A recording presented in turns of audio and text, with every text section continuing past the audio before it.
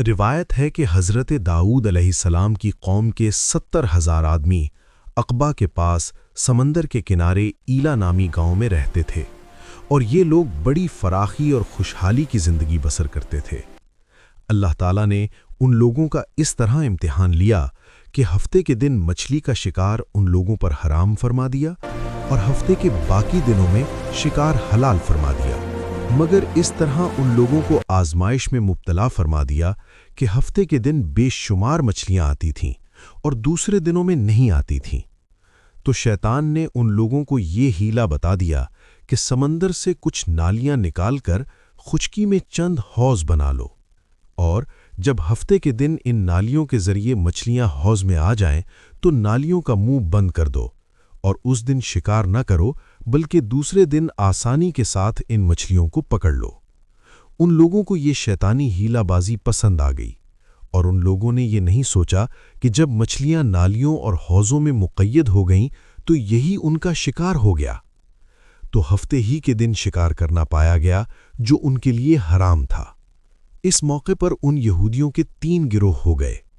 کچھ لوگ ایسے تھے جو شکار کے اس شیطانی ہیلا سے منع کرتے رہے اور ناراض و بیزار ہو کر شکار سے باز رہے، اور کچھ لوگ اس کام کو دل سے برا جان کر خاموش رہے، دوسروں کو منع نہ کرتے تھے، بلکہ منع کرنے والوں سے یہ کہتے تھے کہ تم لوگ ایسی قوم کو کیوں نصیحت کرتے ہو جنہیں اللہ تعالیٰ ہلاک کرنے والا ہے یا سخت سزا دینے والا ہے۔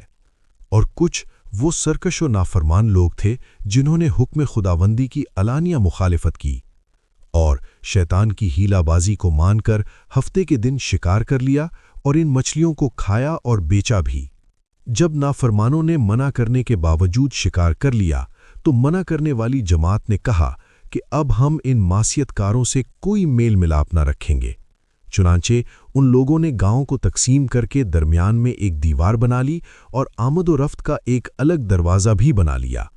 حضرت داؤد علیہ السلام نے غضبناک ہو کر شکار کرنے والوں پر لعنت فرما دی۔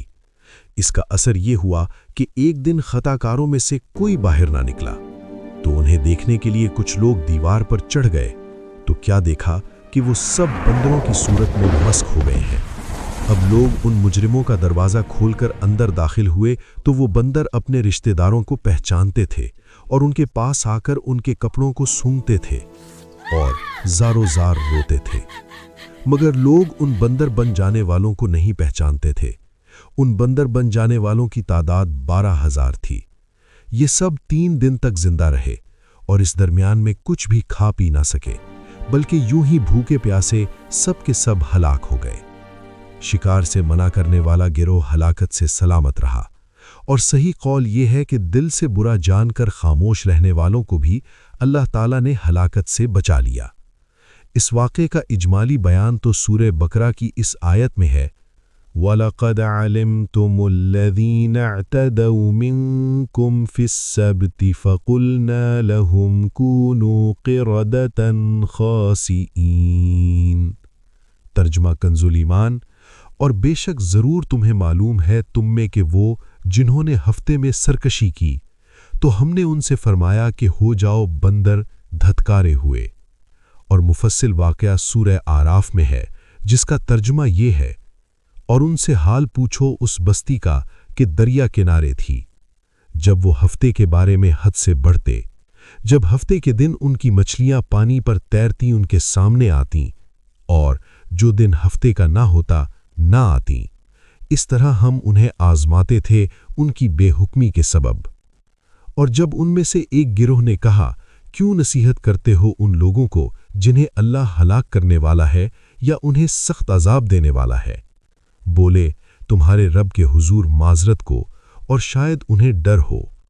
پھر جب وہ بھلا بیٹھے جو نصیحت انہیں ہوئی تھی، ہم نے بچا لیے وہ جو برائی سے منع کرتے تھے، اور ظالموں کو برے عذاب میں پکڑا بدلہ ان کی نافرمانی کا۔ پھر جب انہوں نے ممانعت کے حکم سے سرکشی کی، ہم نے ان سے فرمایا، ہو جاؤ بندر دھتکارے ہوئے۔